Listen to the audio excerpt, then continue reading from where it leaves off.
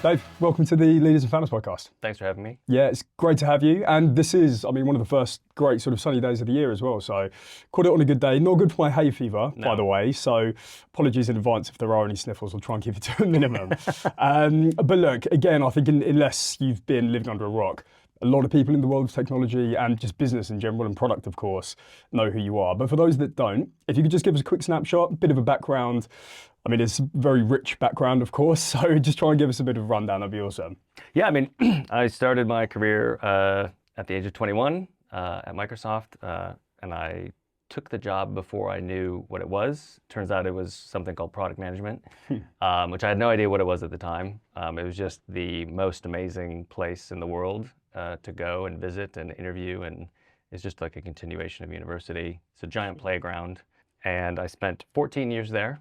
And had a variety of different roles there in almost every division, with the exception of Xbox, which I regret to this day, given I've spent a lot of my life playing games. But then along the way, I met an English woman at Microsoft, but she decided that she wanted to leave Microsoft and retrain as a veterinarian. So we looked for a city where there was a tech hub and a vet school. And there weren't that many, actually, and Seattle was not one of them. This is where we met. And so we decided to move to one of the two, London, and moved here. And took my second job ever in my career. And I worked for Moo with Richard Moros, who's the founder of Moo, an amazing guy. Yeah, and I ran the product and tech team there. And it was, in hindsight, one of the most amazing introductions to the London tech scene, Silicon Milk roundabout. And so grateful for that experience. Moved on from Moo to work for Travelex, which, depending on where your viewers and listeners live, they may or may not be familiar with it, but it's a old school money exchange company that was trying to reinvent itself. And it was the best and the worst job I ever had. Really keen to get into that later. Yeah. It is literally, the 2-year period was the best and the worst job I ever had. Yeah. And then went from there to work at Photobox. And Photobox is a group of companies, 5 different companies. It includes a company called Moonpig, I think, which most people in the UK would be familiar with. Sure. And we kind of rebuilt that company, and we split the company in two, and we floated Moonpig, and then I was going to take some time off, and I got a call from a company called Zoopla, and it was just too good to pass up the opportunity. I felt like everything in my career was leading up to being successful in that role at Zoopla. It just felt like the timing was right and my experience was right. And so as opposed to taking a couple years off, I took about 3 weeks off. Okay. And then went right back into the fray, and then spent a couple of years at Zoopla doing some really amazing stuff. Probably a close second in terms of best jobs. Okay. And maybe close second in terms of worst jobs. No, just kidding. And then I decided to take a slight career break. My daughter stopped going to school, and it turns out we now know that she was suffering from autistic burnout. Sure. And so my wife's a vet. She can't do her job through Zoom, so I decided to find a more flexible option. So now I'm just doing coaching, advising, and a bit of board work. And I'm really enjoying it. Amazing. Yeah. Great stuff. For anyone listening, I'm sure, you've basically just named some of the most successful product businesses in the UK and Europe and further afield, of course, as well. There seems to be a bit of a trend there because a lot of those businesses are, or I guess, they're real kind of trailblazers in terms of, Moo with print, for example. Obviously, Zoopla in property, of course, there's Rightmove as well. But you've named genuinely a host of probably companies that most people have used as a customer, I guess, in some way. Is that something that was deliberate, or was that a real kind of accident, I guess? I wish I could say yes. It's ironic given the amount of time I spend helping people think about their career, kind of how little went into those decisions. Okay. Might be doing myself a slight disservice, but I think there probably is, by the way. Sorry. But I think the thing they have in common, because it's like printing business cards, then money exchange at the airport, then printing again, which wasn't a theme, and then property. But the thing they had in common was they were really hard reinventions. Yeah. Moo was just kind of exiting its teenage years, its adolescent years as a business, and was looking to grow into different segments, so bigger segments, so they always served kind of 1 and 2 person shops, and they wanted to grow to serve whole companies. Travelex was facing literally an existential threat. It was becoming irrelevant. Sure. Photobox was this massive behemoth with massive technical debt, with lots of new entrants, because digital printing was at the time becoming so accessible.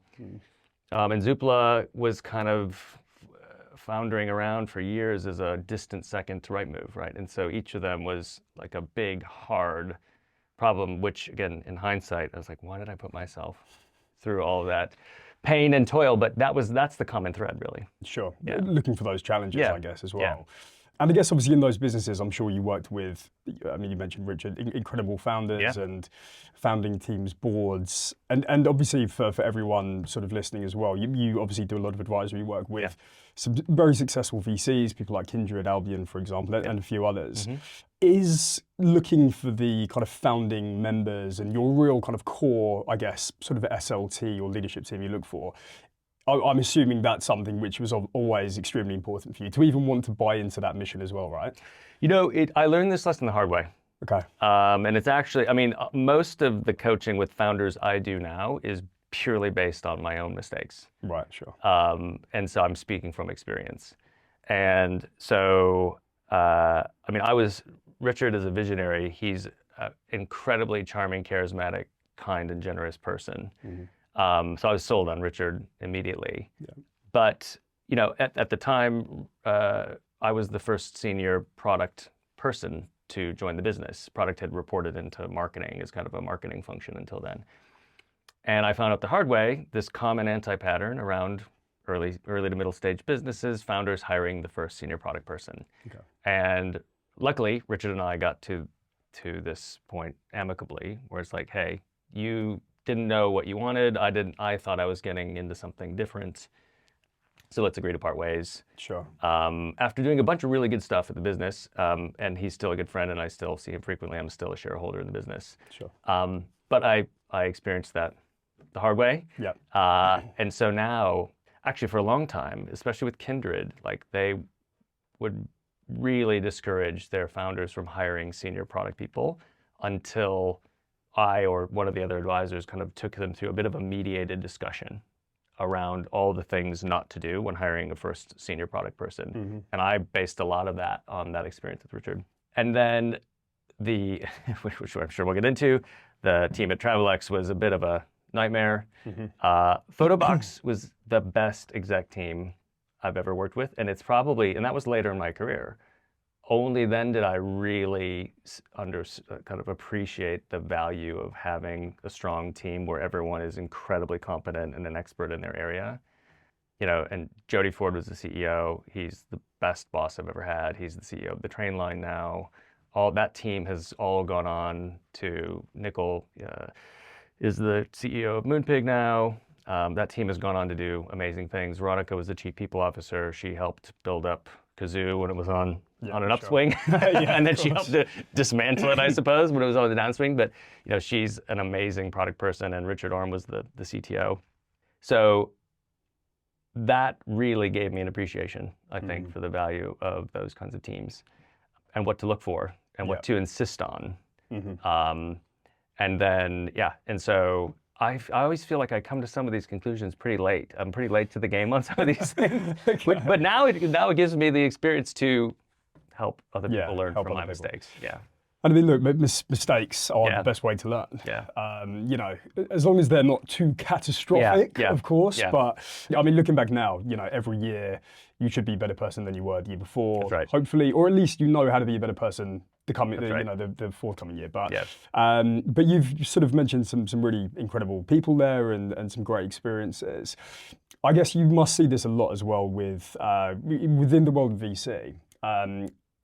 There are very ambitious, bright, super passionate founders, of course. I guess, and I listened to one of your previous talks around, I guess, how some people just will maybe just never have that and have great careers, but actually becoming a founder.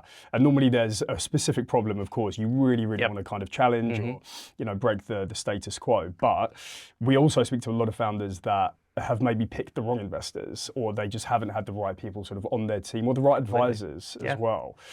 But I guess taking all of those incredible learnings from many different industries, Yeah.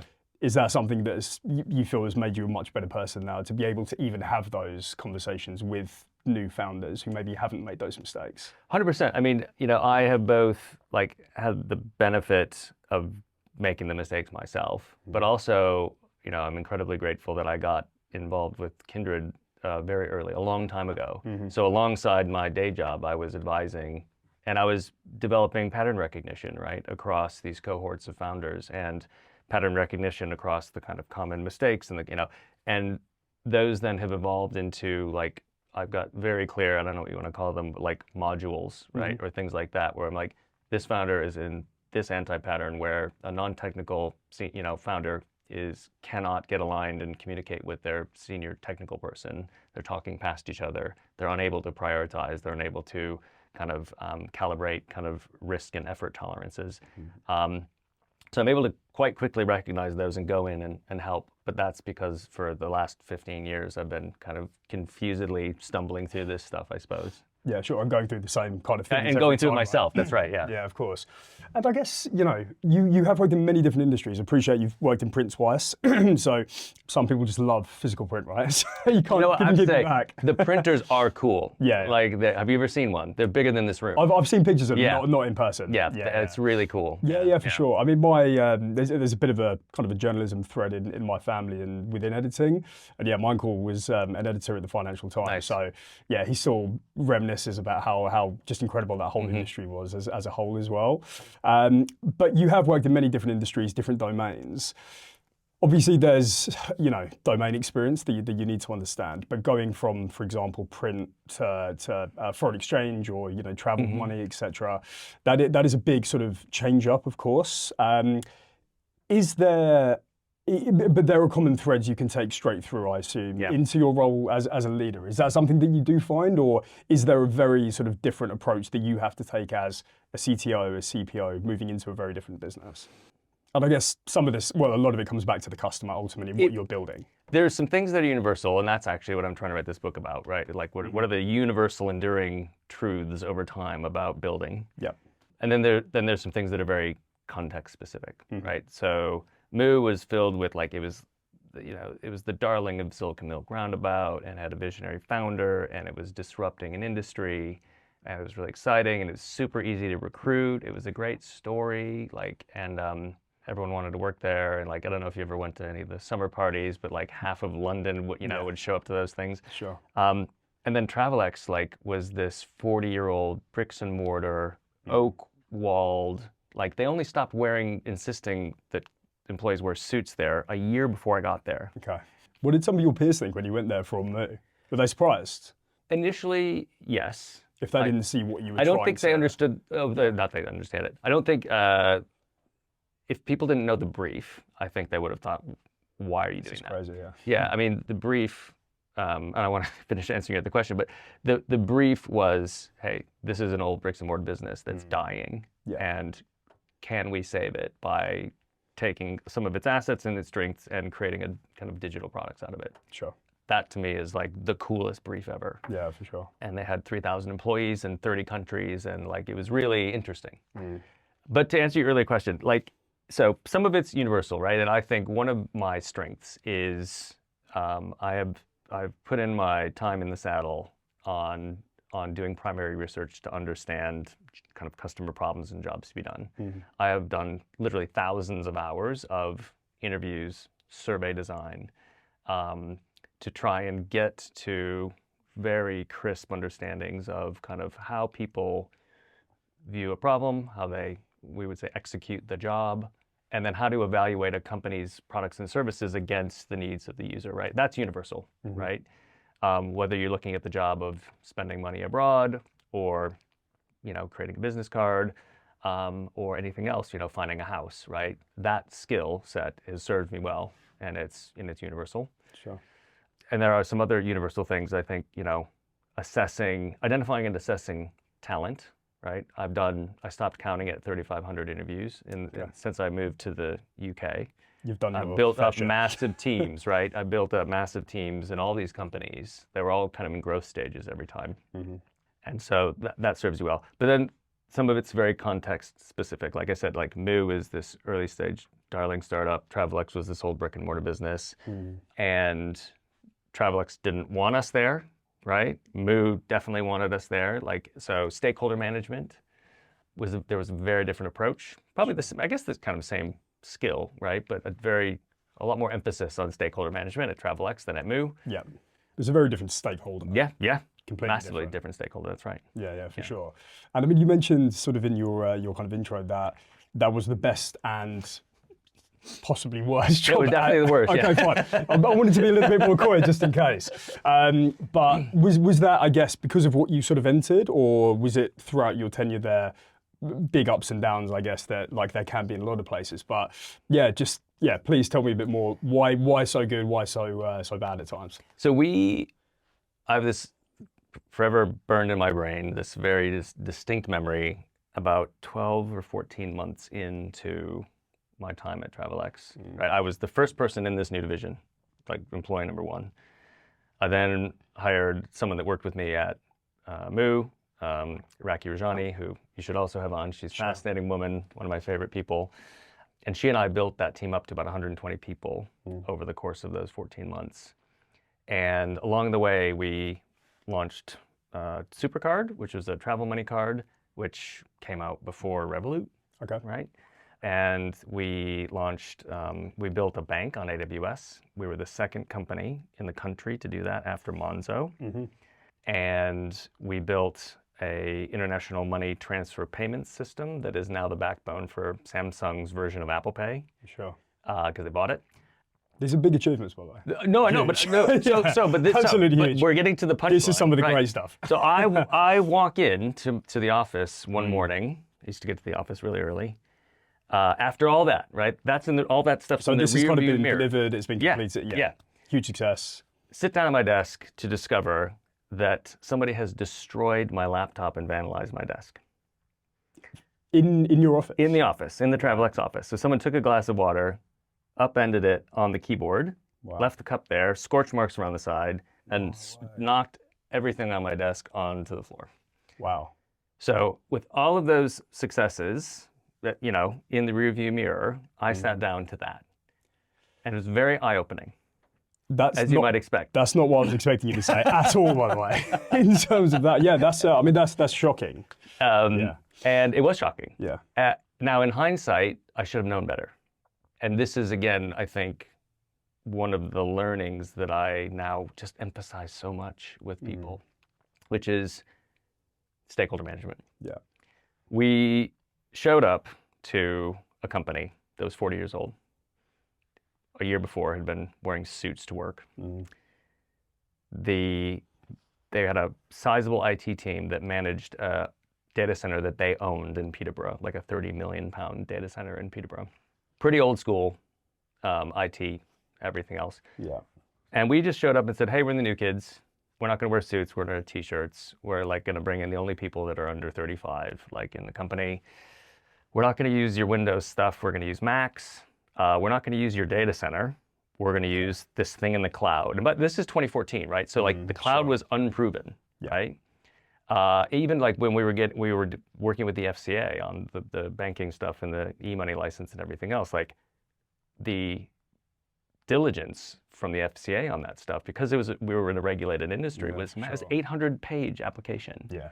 So we just showed up, and no one was arrogant, no one was flaunting this, but like it wasn't. We were just I was kind of ignoring the incumbent culture and the incumbent population, and even like when we first started, the office was in Holborn, and had 3 floors of brass and oak and everything else. But then one morning, because I knew the security guards and stuff because I used to get in work quite early. I was like, what's behind that door, right? And I said, well, you want to see? And they let me in.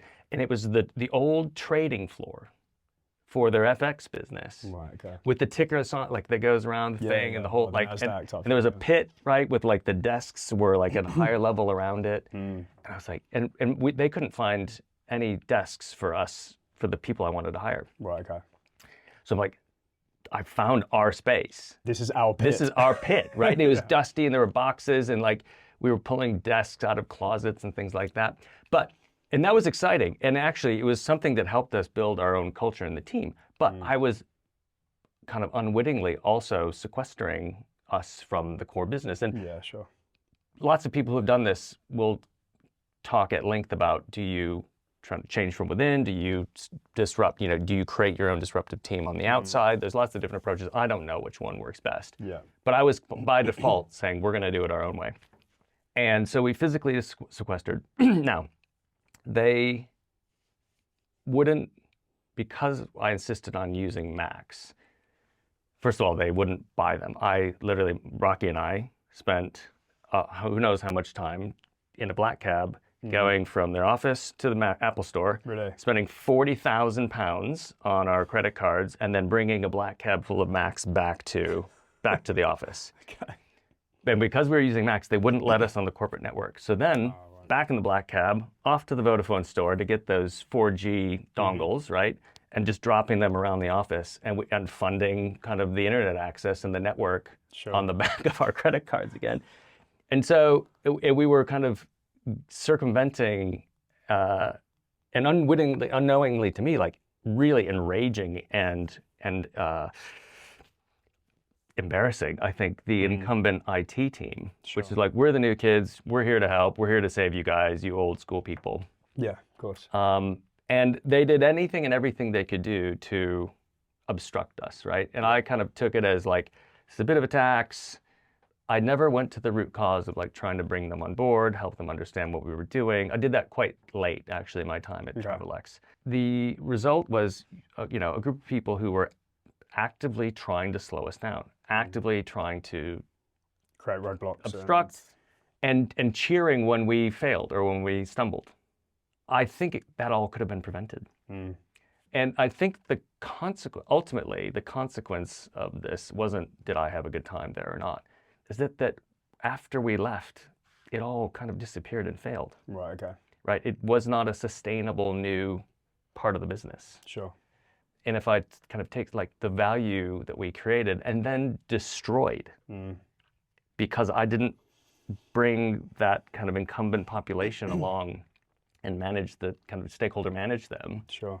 Is astounding, right? Like it's a great story and it's a terrible story. Yeah, for sure. Like, and like, yeah. Yeah, no, yeah. As I said, I wasn't necessarily expecting to get to that. I mean, this is great. We need to do a show on this, right? A separate show, breakaway. But yeah, I mean, you talk about so many huge achievements of what you did do, which were, virtually the first in the country. Obviously, you're doing that multiple times, but if that ends in somebody potentially setting fire to the entire office, just because of how they sort of felt, I guess, through that, a big high and a big low for us as well. But I'm absolutely not trying to kind of look for maybe an excuse as to why that happened. But I guess you and your team and, everything that the people that you brought in, into the team to really build this and drive this, I'm sure there was also a huge amount of pressure for you to actually make that happen as well. Massive. And it did require radical change as well. It did. And I think, absolutely, right? I mean, and again, I now help companies, big companies, through this. Like I do a lot of advisory with small companies, but I also get brought into big global brands who are about to make these same mistakes and help them avoid them.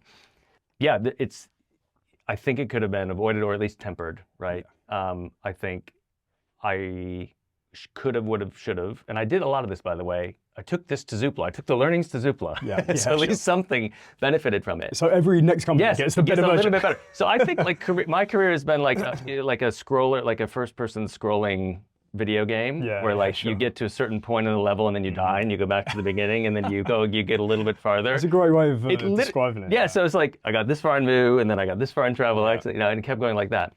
So by the time you get to Zoopla, you're like an expert on the first 3 quarters of the level, right? Sure. And I remember actually on that, I remember sitting down with my team, my management team at Zoopla one time, and I'm like, I just want everyone to know, this is as far as I've gotten.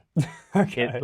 It's all new territory for me from here on out. Like, I don't know what the boss looks like at the end of the level. I've not battled that thing yet. Yeah. But I did reach the end of my experience in terms of having gone through this before at Zoopla. Sure. But no, I think it could have been avoided. I think I could have set the stage. I think I could have spent more time communicating. It would have been possibly at the expense of some of the progress that we made, but Yeah. it's not there anymore. Yeah. Like, and so, I mean, how do you decide, right? Like, it's literally if a tree falls in the forest, like, you know, we're still, like, I'm still someone who I haven't spoken to from Travelex like 6 years ago, 7 years ago, could call me up tomorrow and we would we never missed a beat. Like we saw each other yesterday, like the tightest knit, like we went through battle together, not only with the world, but with the internal company, from an right? internal standpoint. And so it is a tight team. And I think everyone will point to that experience as one of the best experiences that they had. I certainly do. Sure. But in terms of value creation for owners, investors, the company, we've got nothing to show for it. Yeah, of course. And it's that, I was going to say it's kind of that trade-off, but, you know, as you said, if you maybe sort of gave up some of that progress to build a longer lasting legacy maybe in the business, obviously probably would have been something. But then at the same time, I mean, you can't go back in time, right? But I feel now like I've got the credibility, the experience, and maybe I give less of a fuck about what other people think to say, look, this is what's going to happen. Yeah, of course. Like, and that's what I do when I sit down with these companies. I'm like, you can listen to me, you cannot listen to me. Yeah. But this is what's going to happen. And I wasn't in a position to do that at the time. Mm-hmm. And I really wish I was, but I just didn't know, right? I hadn't gotten that far in the game yet. Yeah, sure. But I'm really proud of the team. I'm really proud of what we did, but it also feels really self-indulgent. Yeah, fine. Yeah, no, it makes complete sense. Yeah. And I think, I was going to say, obviously, from our standpoint as a business, we go into a lot of companies and teams that need change, and there has to be change in process, different culture, different influences. But, you know, I guess if you can be super transparent at the beginning, we always love for people to lean in as much as possible. But I guess ultimately, some people just won't. But at least they know what's coming, I guess, along the way. But also, and this is one of the things that I really emphasize now when I work with companies is everyone says, yep, we're on board. We want the change. Mm-hmm. Like, we're committed. Yeah. And I'm like, you don't say that yet. Mm-hmm. Because you don't know what you don't know. You actually don't know what you are committing to. Sure. And so don't say you're committed yet. Mm-hmm. Because I guarantee, and it's been true 100% of the time, there will get to a point where you're like, this isn't working. We're going to go back to the old way because we're under duress. Mm-hmm. You know, unfortunately, you get brought in, I get brought in when the company's under duress. Yeah, like, sure. You know, it's like the Buddhist would say the best time to unscrew your company was about 10 years ago. And the second best time is right now. And so that's the worst time to try and do that. Mm. And it really requires somebody to hold the line, like a senior leadership team to hold the line.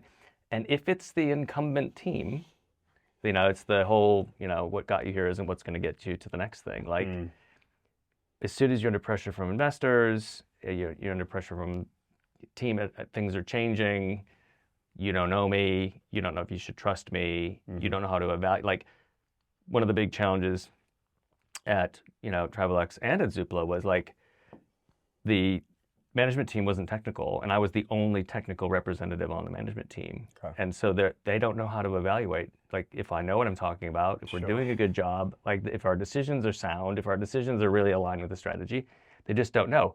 And so if they don't start to see those immediate outputs, and some of these are big platform rebuilds, I mean, you know that, right? Like, then they start to get scared, and then they revert, retract, and you go back to the beginning, and you're further behind. Yeah, of course. Yeah, and it's a really common pattern. What was it like going into Zoopla? Because I probably check Zoopla every week, just in case I've missed a mad kind of spike in the market on valuations. I haven't, unfortunately. But again, yeah, of course. But again, like, hugely loved brands. Yep. I think so many people kind of want to use it as well, because obviously Rightmove has been that sort of player in there as well. But I mean, I try and balance my relationship with both quite healthily. But yeah, what was it like sort of going into there? And I guess what are some of the biggest wins or achievements that you and your team actually delivered there? The reason I took the job at Zoopla was Zoopla had some assets and some structural advantages that really set them up to what I thought was going to be like the reinvention of a lifetime, like a business school case study. And I really felt like it was going to be the kind of culmination of me getting to the final boss. Sure. And I really felt, and this is something I really try to help people get to now, is I really felt like everything that I had done up to that point was preparation for that job. Okay. I had interviewed, I had done replatforming, I had dealt with boards, like difficult boards and all, and I'd gotten beaten all those bosses and played all the parts, right? And I was like, I'm going to crush this.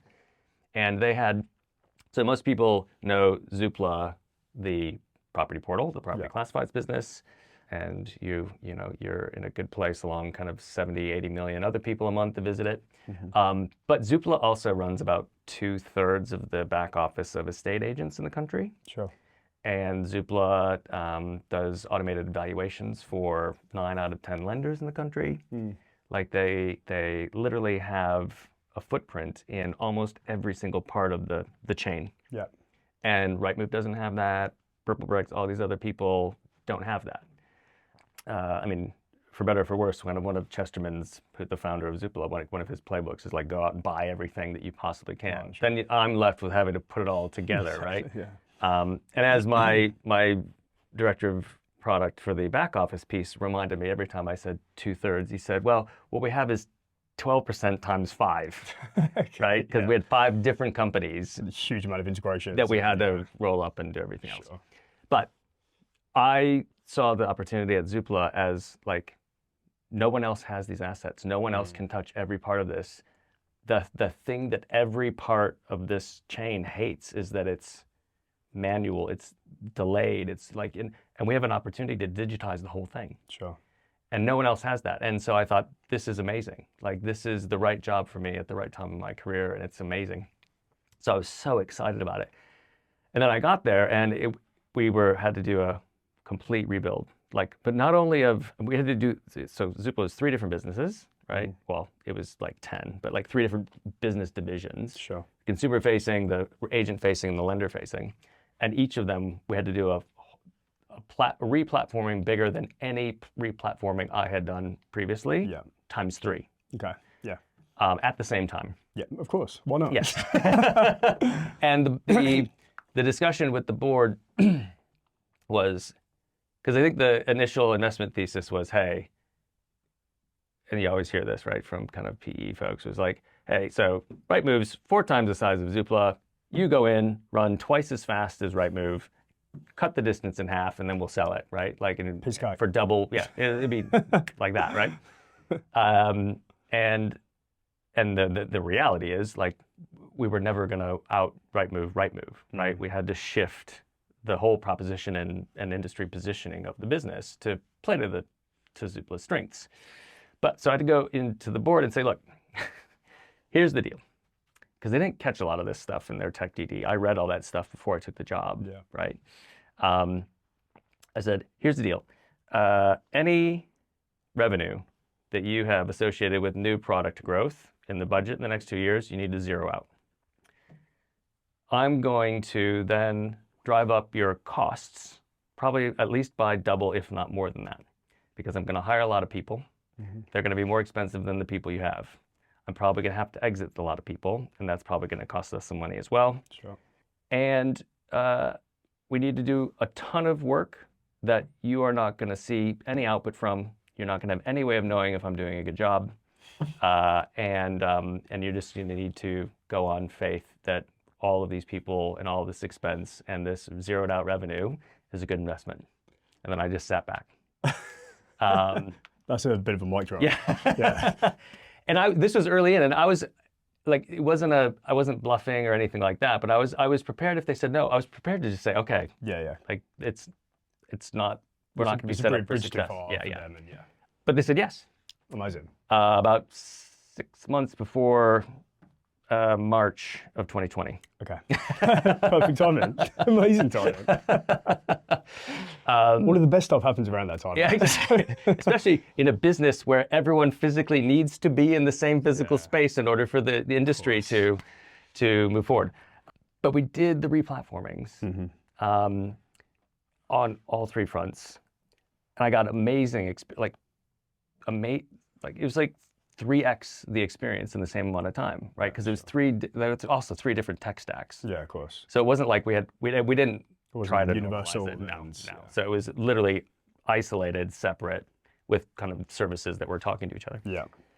But that was an amazing experience. But what we ultimately did, and this is what I wanted to do, but it was just cut short for all kinds of reasons, was the average kind of homeowner in the UK moves house every 7 to 20 years. And it sounds funny when you say that because that's a big range, but there's a whole bunch of people that like don't move for 50 years and then a whole bunch of people that move every 3 or 4 years. Sure. And so we call it 7 to 20. And so if we're lucky, every 7 to 20 years, somebody might interact with Zoopla a couple of times in about a 90-day window, right? And usually, like you said earlier, like Zoopla is the place you go after you go to Rightmove to make sure that there's nothing on Zoopla that wasn't on Rightmove. Sure. But what we knew about Zoopla, its kind of secular position that it holds in people's hearts and minds is I go there to find out how much my house is worth, right? And that was just something that they'd had forever. Yeah. And so we said that we've got that hook. No one else has it. They come to Zoopla already. The irony was like the automated valuations were done in an Excel spreadsheet. I'm not kidding. Right. Like, I mean, that's the irony. Like, you know, but it was a position that we held in people's slight disservice to the people who built it. But, you know. It looks really good UI at least, right? So slight disservice. I'm sure. I'm sorry. I didn't mean to offend. Sure. I mean, but again, it's so interesting. But to be fair, I have gone on there a few times and thought, no, that's not right. No way. No. So we said we're going to reposition Zoopla around that, right? So we're going to move away from you come to us every 7 to 20 years for a couple times in a 90-day window to you come to us weekly. Yeah. Because we don't want to be where you transact or look to transact properties. We want to be where you manage the life cycle of your house. And this is the thing I saw when I saw the job description was the ability to do this, right? Because we know we get this hook, which is like I don't know if you've claimed your house, right, on Zoopla, but you can go to My Home. You can say, I live here. This is my house. Oh, okay. Every month you'll get a note saying, hey, the value of your house has changed. It's worse. Click here. Well, yeah. But it says click here to find out, right? So like the open rates are like 99.5% on those kinds of emails. Because people care about the houses so much. It's the biggest asset that they have. Right? So this is gold dust, right? We have everybody's attention in the country. And so we are going to now now that we have an understanding of where you're at in the life cycle, right? The kinds of actions you take and the investments you make and the offers that you will respond to obviously change dramatically. When you move in, you're switching broadband, you're switching energy, you're kind of buying furniture, right? There's all that kind of stuff. Then you get to a point where you want to do a bit of kind of painting and decorating and things like that. So there's a different kind. Then usually after that, you're remortgaging. And then you get to a point where you might want to add some square footage, right? So there's small business loans, not a small business, homeowner loans, things like that, home renovation loans, and looking for people to do that, architects, builders, etc. And then after that, you get to the point where you sell and move, right? And then you start over again. And we're starting to understand the behavior at every point of homeownership life cycle. Sure. And we were getting people who, will come to us once or twice a year now to come to us on a weekly basis. Yeah. And it's like quietly become one of the biggest things like in the company. Like they've gone through a lot and they've downsized quite a bit. But I think, last I heard from old colleagues that they've got 6 million, 7 million of the 20 million homes now claimed. Really? Like people, wow. yeah. Okay, yes. Big chunk. Yeah, and so, anyways, to come all the way back to your original question, like the experience was astounding. It was these replatformings. It was this interesting stakeholder management with a very professional investor, Silver Lake, right? Like they're the best in the world. Like, it was shades of Travelex in that there was a heavy incumbent culture where there were pockets of resistance. But I had learned my lesson, right? Yeah. And so I did a much better job, I think, this time. Not perfect, and a lot of people still didn't like me, which is fine. And there are things I would have done better or differently still. And then again, I don't get to point to the victory, but we did create the value, and it's still there. It is still there, actually. In the people, a lot of the people are still there. Like that asset is still there. They've got these brand new, shiny, nice, new, modern platforms that they can do development really quickly and easily on. Sure. And they've got that mindset of this changing the positioning of the company from a property classifieds business to the center of the home ownership life cycle. And I wish I just could have been there to kind of declare victory and have the ticker tape parade, but Yeah, for sure. maybe the next one. Didn't happen. Yeah, yeah, exactly. But I mean, and again, even breaking down a lot of that stuff, there's a lot of stuff in there that I didn't know, and I do actually sort of drop in there very frequently. Yeah. So maybe I'm just a really bad customer or consumer, I suppose. But No, you can blame, his name is Anthony Collins. He was the director of product design. You can blame him if you couldn't find my home, yes. Okay, perfect. Amazing. I'm going to give you a call out today. So, I mean, look, there have been so many different learnings, so many different types of businesses, a lot of pretty similar challenges, as you said, you know, whether that be sort of stakeholder, finding sort of your go-to-market strategy, product fit, etc. What excites you now? And I'm really, really keen to get into, obviously, your sort of setup now, because I think, you know, people who have children or even have sort of conditions themselves, which, you know, still aren't fully understood, obviously, anywhere near to the extent as they will be in 10 years' time, for example. I'm sure that, of course, has had a very big impact on you personally, which, as you said, has really sort of allowed you to focus more fractionally on an advisory basis. But what sort of motivates you now? I mean, what are the challenges that you're looking for, and I guess what are the next few missions kind of look like to you? You know, it's funny. My answer today is different than it would have been 6 weeks ago. Yeah, sure. Yeah. And it's because I started working with a company that builds a platform for developing AI agents. And it forced me to go deep into all of the tools and tech and everything else. And this sounds cliched at this point, right? But I had been aware of it. I'm ChatGPT Pro, pay my $20 a month, kind of use it occasionally, you know, and all that kind of stuff. But I hadn't really gone deep into the architecture and the tools and the all the different layers of the stack until maybe not the last 6 weeks, maybe the last 3 or 4 months. I haven't been this excited about tech since, I mean, again, it sounds super cliche, but like since I got my first iPhone. Yeah, sure. And I personally, because I think the illusion that people have when everyone wants to be this chief product officer or the chief product and technology officer, but like all it is like a bunch of management bullshit and admin, right? And like pain and painful stuff. It's not actually doing anything fun. Sure. And so I've been back on the tools. I've been coding, right? I've been kind of building agents, right? I've been experimenting with stuff. And I'm literally, I sit in a meeting. I haven't done it here, but I sit in a meeting thinking, when is this meeting going to be over so I can get back to tinkering with this stuff? Thanks for clarifying that. I appreciate that. It's good to know. Not much longer back on this, right? But so now, I mean, you know, and again, it's like, I don't know, the Pied Piper or whatever, like I'm not telling anyone anything they don't already know, but like there's a whole legion of companies who aren't starting now, but who are still nimble enough to move quickly to adopt this stuff. Sure. And I see a massive opportunity to help them do that. I think everyone's obviously terrified of being disrupted and the pace of change. And, you know, I coach all these CPOs and CTOs, and they're like, my board has asked me for our AI strategy, or the investors have asked for our AI strategy.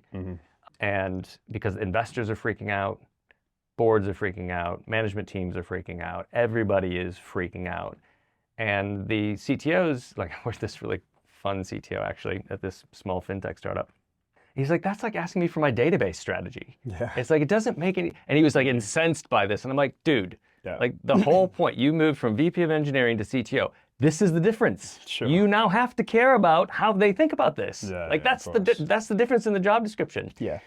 So I'm excited both because of my personal like excitement and enthusiasm for the tech to help kind of that Series B kind of company right now kind of think through and weather through this and take advantage of it. That's, I think, what I'm really excited about right now. Yeah, I mean, that's an incredible answer, by the Yeah. way, so thank you. Two things there. Firstly, incredible answer. Secondly, great to know that you're not just running out the door. Thanks for clarifying that. That was awesome. Although you may be a great liar, I'm Can we not wrap sure. this up soon? Because I want to get back to Cursor and... Yeah, exactly. But I think, everything that you've just mentioned there, I think it's been one of the first, kind of tech revolutions of recent history where so many people that I know at C-suite level or who are also advisors, they genuinely want to get back to coding. You know, as you said, they don't want to be sort of working there through some clunky database that hasn't been touched in 20 years. Right. But it's just the actual kind of, I guess the limitations aren't necessarily there. There's obviously a huge amount of, kind of work to be done around ethics, of course, right? And obviously, I think the JP Morgan CEO published today or this week around the security issues and vulnerabilities. But in terms of actually building stuff, and I think the thing which really excites me is just the potential sort of impact that it can have on some really traditional industries as well. Yeah. We do a little bit of stuff kind of around facilities, for example, and some, energy industries that are quite hard to change or have huge amounts of regulation. But taking such basic, very simple use case, you can genuinely make an impact and increase people's productivity tenfold,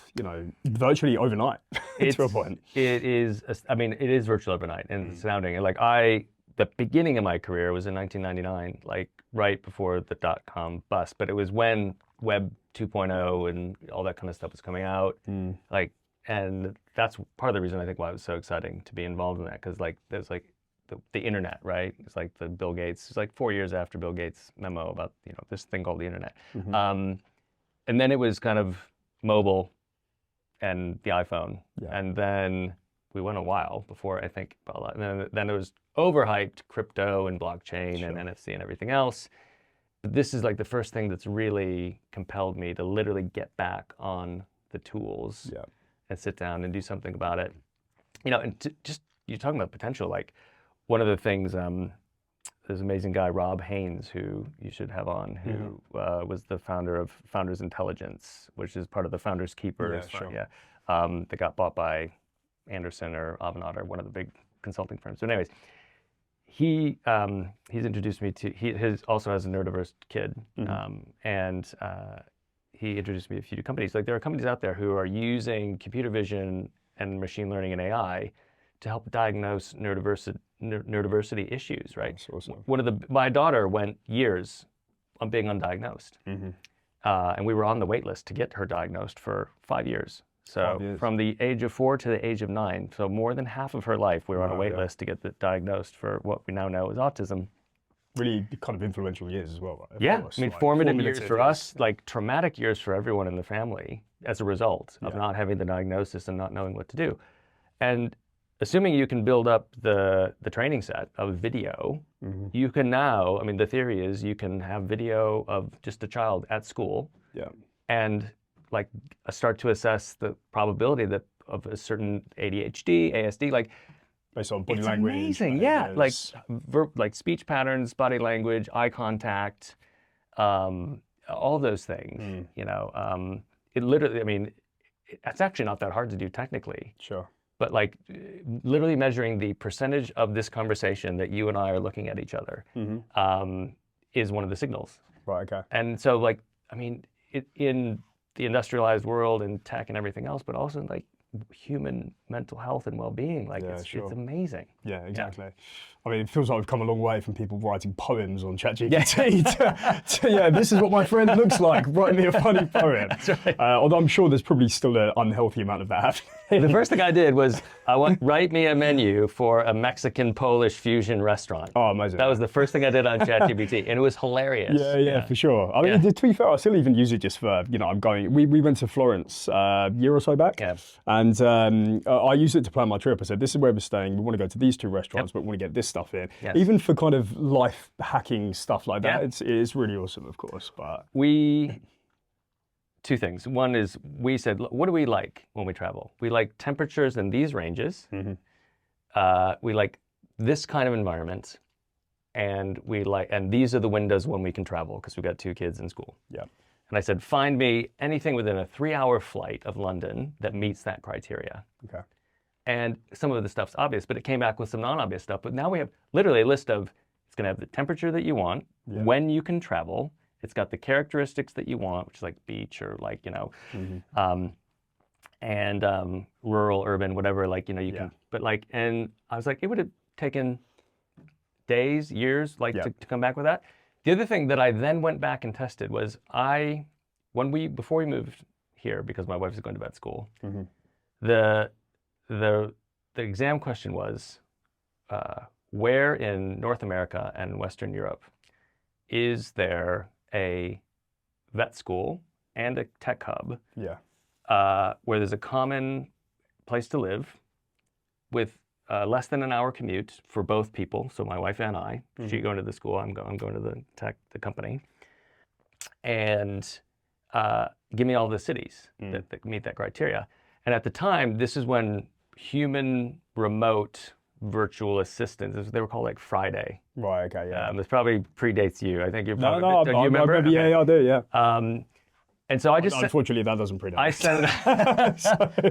sent it... I wrote the brief and I sent it off to somebody in India at the time. And they came back with a spreadsheet that was unsatisfying, kind of not particularly accurate. It kind of gave us all the obvious cities. Sure. So I decided to do this again now, like 6 months ago, and I just typed in the criteria.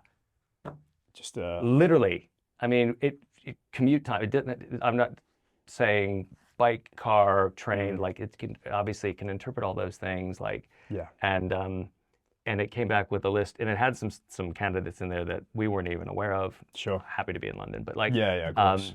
that kind of thing. It's just it's amazing. Yeah, no, it really is. I guess there's always that kind of sort of compass, kind of in my mind at least anyway, where I think, oh, it's nice to kind of do the research yourself, get into it, but then you get like basically a flawless answer back to give you so many different options, and it firstly saves you a huge amount of time, but as you said, it sort of uncovers so many different things. And I mean, look, depending on what type of person you are, I guess, and how you digest that information and those answers, it depends, are you actually going to remember that stuff, or will you constantly sort of have to go back? But I mean, I am quite sort of shamefully, maybe, I'm not sure, I've actually got it to plan my my upcoming 4-day Ibiza trip with my wife. Said, why is that? I mean, like you just want to enjoy the trip. Yeah, exactly. Yeah. And that's the thing. It's like, look, we like these types of music. So, these types of music. We want to go to these hotels, restaurants. We're staying here. We're staying there. X, Y, and Z. And it has basically created what is going to be an amazing 4-day trip. Do you know what I mean? Yeah. So, yeah, it would take me a huge amount more time to go through everything to even get to that point. But as you said, aside from the nice kind of everyday type things, yeah, it's going to be incredible to see what some of these businesses are actually going to be putting out that actually really help, as you said, from a well-being standpoint, mental health. Things like cancer treatment, for example. What some of these medical businesses and health techs are doing now. I guess from your sort of view, you get, I guess, kind of a front row seat to see potentially some of the most exciting companies that are coming through. But does that, knowing your kind of journey, of course, and hopefully you can give some, and you will be able to, of course, give some incredible advice to these people, but does it kind of make you feel good about the next 10, 15 years in tech as well? This is such a hard question. Like, it's not just tech, it's humanity. Yeah, sure. I mean, within 48 hours, like I was completely convinced that either our robot overlords are going to be enslaving all of us in the next 48 months to like, we're all going to go to universal income and kind of and back. I swing back and forth between those 2 points, like frequently now. I've never seen any industry evolve this quickly by an order of magnitude. It's like watching a movie on 10x the speed. Yeah, actually. Like and so it's exciting. I'm a nerd. I'm a technologist. Like I love the stuff on a personal level, and I'm excited for the good things that it can do. But just humans, like the biological machines are not suited for this. Like humans fundamentally have some flaws that are going to keep us from making good decisions right now. Yeah. We cannot think in timescales longer than a generation, and we most often really don't think in timescales longer than a couple of years, right? That's why term limits in most modern countries are like 4 to 7 years. It's because that's like the longest that someone can kind of consider into the future. Yeah. Right. That's problem number one. Problem number two is humans fundamentally do not have an intuitive understanding of exponential growth. Like when you explain compound interest or you explain exponential growth, 100% of the time people underestimate. When you do exponential growth over a 5-year period or a 10-year period, they underestimate by orders of magnitude how high the number gets. Sure. So we just biologically, we are very well suited to things that take a very long time, things that move slowly. We're also very bad at taking in new information, right? Taking in new information and creating synaptic connections are expensive biologically. So the brain is basically like a giant compression algorithm. Like it kind of does anything and everything it can to bring that down to the least amount of information it needs to deal with. Sure. So we've got these 3 fundamental flaws in our physical makeup that are going to mean we're not going to do very well with things moving this quickly. Of course. We don't have a fundamental understanding of complexity and systems theory and complexity like theory. And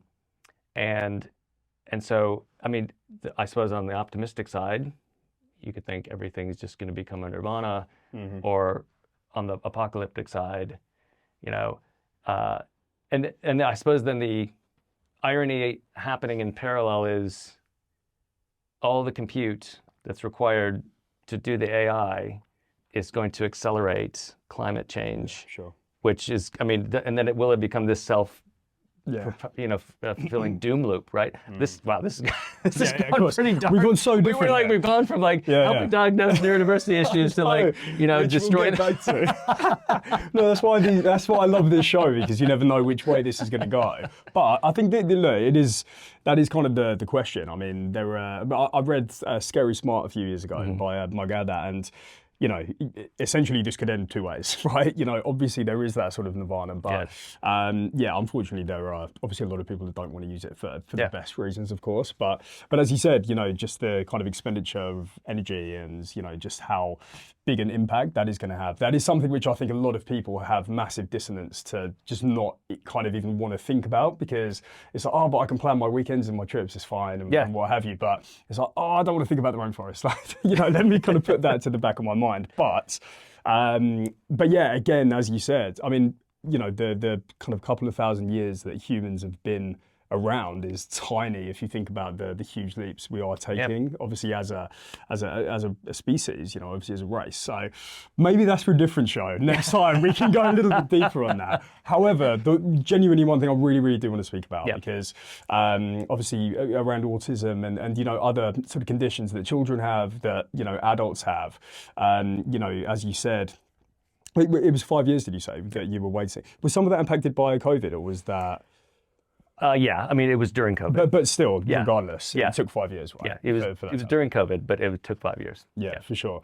And I guess just in terms of sort of having a child who has autism, I'm assuming it was actually, I'm kind of hoping it was a huge relief to kind of know that's what it was, and you could now put building blocks in place to firstly help your child, but also, I guess, for you as a parent and how you even act in situations and what you can do. But I have never had this experience, but a lot of people probably listening have. Yeah. So I'd just love to get, as much as you're willing to sort of go into on that as well, just on your experiences and where you're at now and how things have changed. I mean, the unfortunate circumstances, like a perfectly bad set of circumstances. I mean, one was COVID, right? And kind of, so daughter, female, grossly disproportionately underdiagnosed female girls.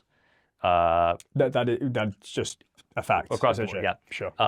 They're much better at masking, much pretending to be normal, basically, and that's a whole probably separate show as well. I mean, why that's amazing and also really sad, right? That they're more adept at kind of pretending to be normal. Yeah, for sure.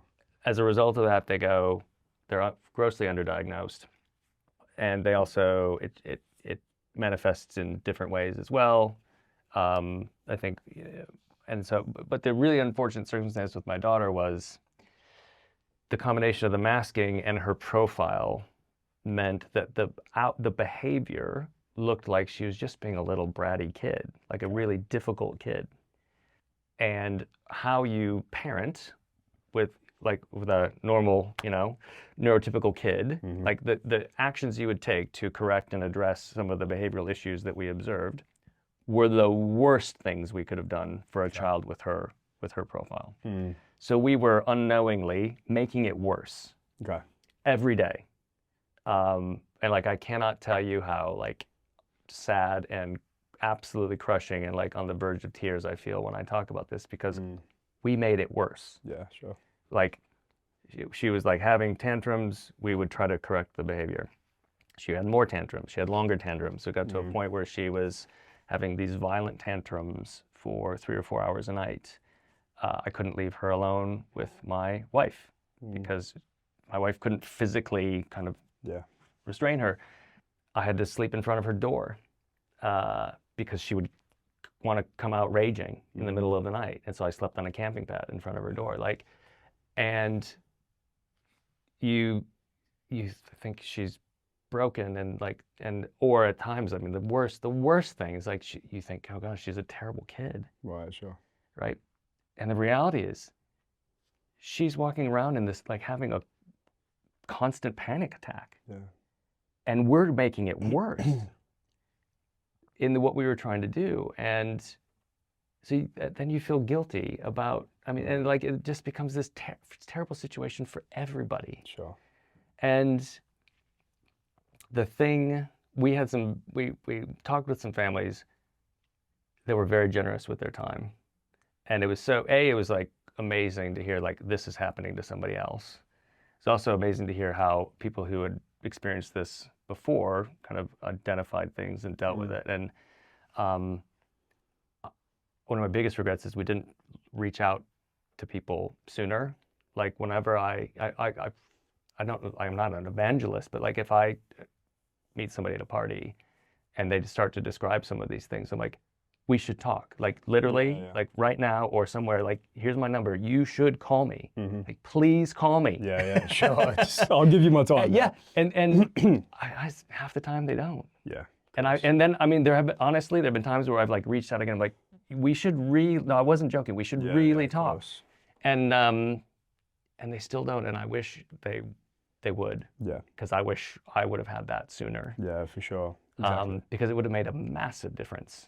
Like we possibly could have avoided some of the most traumatic years in the history of our family if we had just, not even just a diagnosis, like I don't want to just point all the finger at the NHS, but just had we had conversations like this and people were aware of it and they knew that there were support groups and things like that. And there's tons of support that has emerged because of the lack of basically support from the NHS. Yeah. There are tons of nonprofits. There are tons that we go to a meetup of every one Sunday a month. Okay. It's all families of mostly daughters with our daughter's profile. Sure.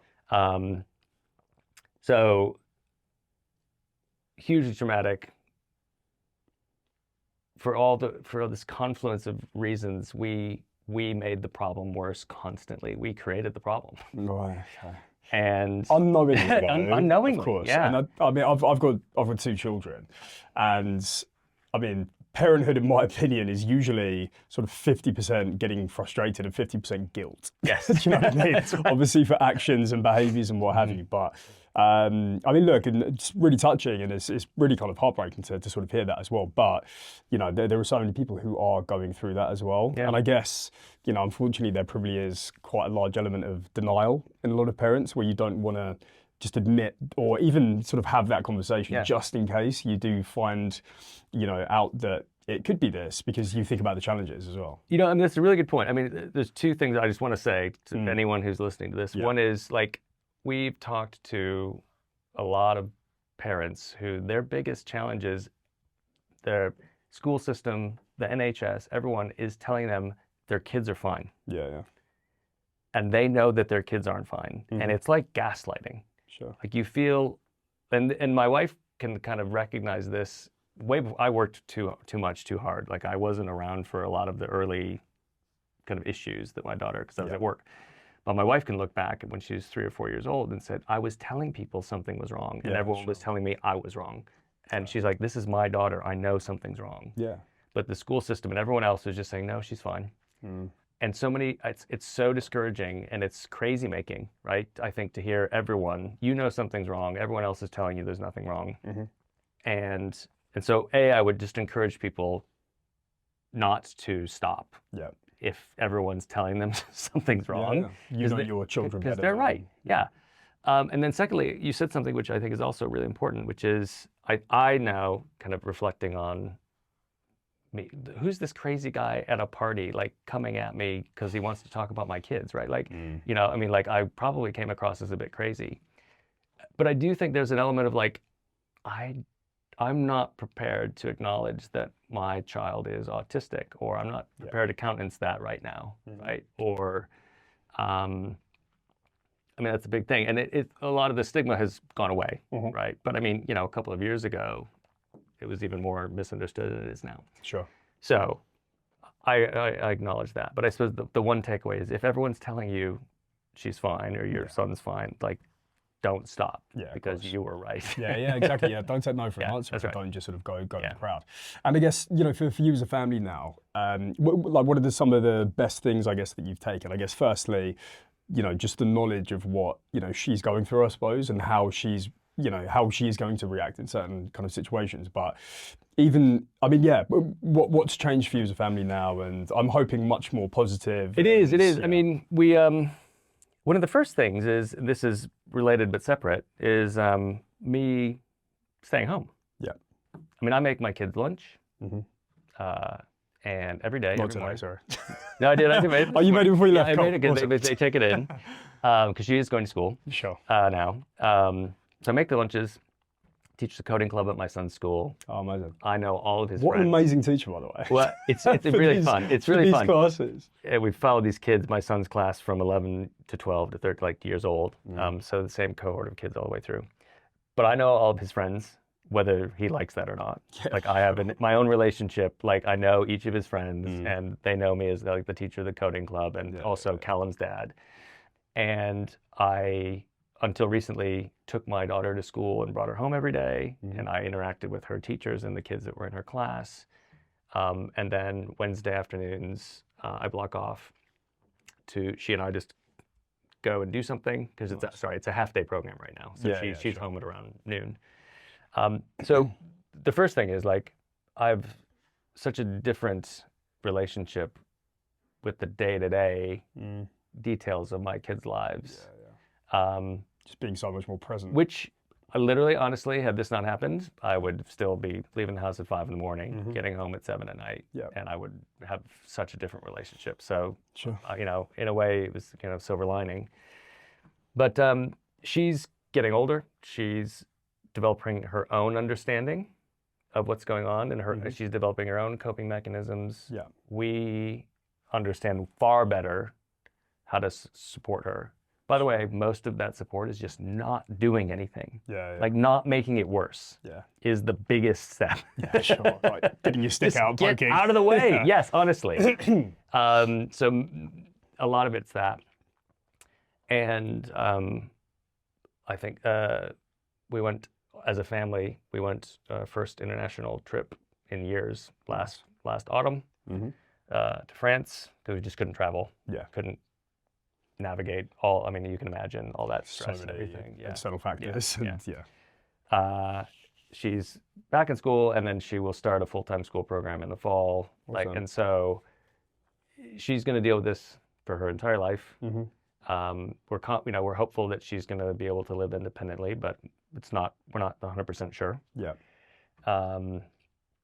And there was a really dark period, and things are looking a lot better. And I suppose I was having this discussion with a friend the other day, like, there's a name for it, I can't remember it, but like you appreciate the good times when you have something to contrast them to. Yeah, sure. And so going to France with the kids and driving around the Pyrenees and stopping and, you know, at a roadside restaurant, you know, on this beautiful day, like, is amazing on its own. But doing that when we knew that, like, my daughter didn't leave the house for 6 months. Sure. In the middle of that burnout, she didn't leave her room for 3 of those months. Like I think that contrast just makes it even better. So these are, I don't know if I'd go back and do it all over again, honestly. Yeah, of course. But it's formed the family that you are now as well, right? Yeah. So, yeah, look, and I think so much can be said for the highs only feel so high because the lows have been really low and it's been really, really tough. But yeah, look, I think firstly, just thanks for sharing all of that. Yeah, I'm sure it has been really, really challenging. You know, as I said, we sort of haven't had this kind of challenge, I guess, as parents yet. Still been challenges, like every child, by the way. And by the way, if you're expecting a child or you're thinking about it, it can be really tough. There's so many different things to think about. And it's not a competition to see whose parenting experience is worse. No, of course. Yeah, exactly. But I think, look, and also this is, so many adults as well are just now really understanding themselves and sort of mentally or, you know, from a cognitive perspective, how they work and you know, what's good for them. So yeah, awesome. So if you are an AI engineer, you're thinking about it, have a look at this space. Definitely have a look at this space and see what you can do. It's true. Look, I mean, for people listening, maybe, are you open to people maybe sort of reaching out? 100%. I assumed you would be, but just in case, you know, kind of open inbox for that kind of stuff. And so many of the same things can be said for tech, right? You know, and leadership. Well, leaders, as you said, it can be a really lonely place to be sometimes. But I'm sure the huge successes that you have had, you know, they feel so good when you experience those wins because somebody did once pour a glass of water on your laptop when you were at Travelex. Just quickly, did you ever find out who it was, or did it not matter? No, it didn't matter. I don't know. I mean, I know it was one of 3 people. Oh, interesting. So I'm not sure which one. If you're one of those 3, we're coming to you. Ted, watch this space. And what's next for you? You obviously do a huge amount of advisory work, or is this the next thing? I feel like you need to found some businesses as well. You need to, is that on the cards? Or I know you've got a lot going on, obviously, first and foremost. I would like to think that opportunity that window has not closed for me. I don't think it has. I don't either, but the kind of thing right now is for girls with my daughter's profile, you need to understand 2 things. Like, how is she going to experience puberty and how is she going to experience getting back into a secondary school? And she's 11 years old. She's starting secondary school in the fall.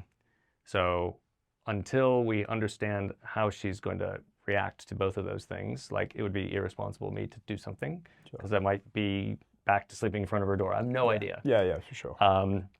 But, you know, a year from now, like, I'll have a much clearer idea what the rules of engagement are for doing something. I would like to found something. I feel like I've played that level a bunch of times, like, and I want to get in there and kind of, of course. do it. I really enjoy working with founders on kind of Series B, Series A, Series B companies, and I might join like a company like that to be like the Eric Schmidt to some Sergey. Yeah, sure. And that's an option. Yeah.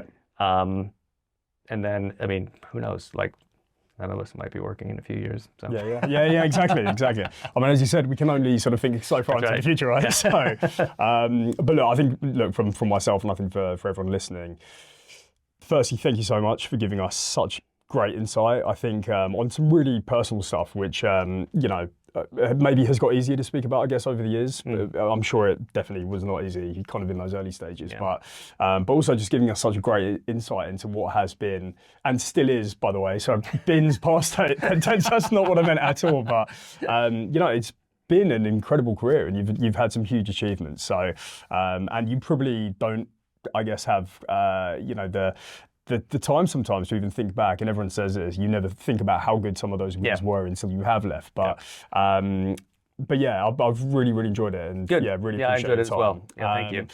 One last piece of advice: if you're a founder out there, you know, what's the one thing you should do today to make sure that, you know, your company can be in a better place over the next 6 to 12 months? What's one piece of advice? I start, no matter how big or how small the company, like, when I sit down, I ask 3 questions of either the founder or the founding team or the exec team. Say, what problem are you trying to solve? Who are you solving it for? And why should they choose you over alternatives? Mhm. And I've stopped being surprised at the number of people who cannot answer any or all of those three questions, particularly the last one. Okay, yeah. I do it where I'll say to everyone, write down your answer and then share it. They're different. Nice. Love those ones. And this sounds simplistic. And when I say this, I get a bit of literal or figurative eye rolling. I'm like, no, let's do it. Everyone write down your answer. And then they're like different. Yeah. Right. In a company of 8 people, like there are different answers to those questions. Right. And so no matter what I do, no matter what size the company, and I work with some, global companies with 100,000 employees, and I'm working with companies with 3 employees, I start with those 3 questions. If you can't answer them, stop doing everything until you can answer those questions. Yeah, sure. And actually believe the answers, I guess, as well. Yeah, or at least have a hypothesis to test. Yeah, for sure. Right, Yeah, amazing. So it's the what, the who, the why, and then I guess the how comes once you kind of have a... The important 4th question is, and why do you think someone's going to pay you for this? But, sure. that's first things first. Exactly, yeah. You've got to go through the first 10 sessions, come on, at least. Amazing. Well, look, thank you so much. I've genuinely, really, really enjoyed this. And yeah, I definitely feel, we could have taken this so many different ways. It was fun, We need our own podcast. We'll go back to the drawing board. Coming soon. We'll come back to that one. Cool. Thanks for joining us. Yeah, thank you. Appreciate it.